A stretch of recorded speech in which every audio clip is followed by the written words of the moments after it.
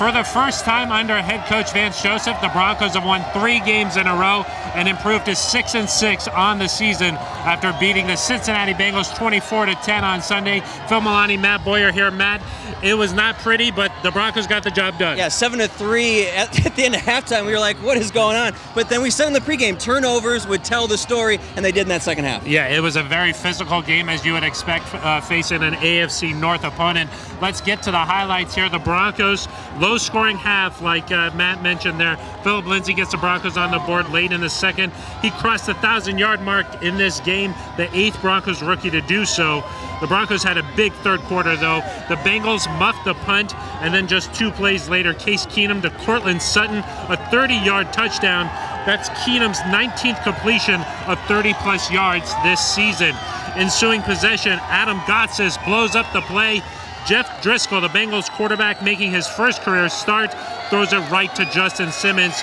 That's the 3rd interception of the year for Simmons, and then it's Lindsay again. He turns on the afterburner, 65-yard touchdown, great downfield blocking. Lindsay finished with 157 yards on the day.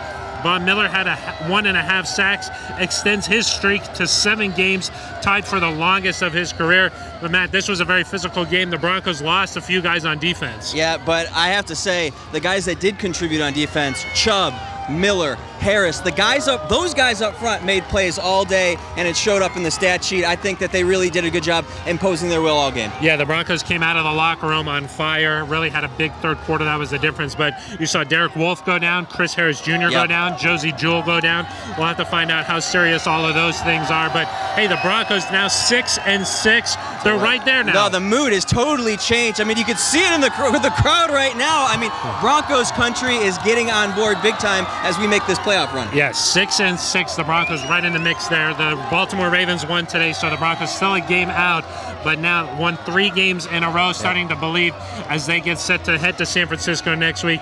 You expect this to be a pretty exciting week around Dove Valley. You would think so. I mean, this Broncos team really, the guys have said on the bench at the end of the game, they want to keep this going. They love this feeling, and I have to imagine that this week is going to be like the previous 2, if anything. Well, we'll see what happens this week, find out about those injuries. Yeah. Hopefully some of those guys are able to play next week. All right, that's going to do it for us. For Matt Boyer, I am Phil Milani. The Broncos beat the Cincinnati Bengals 24-10.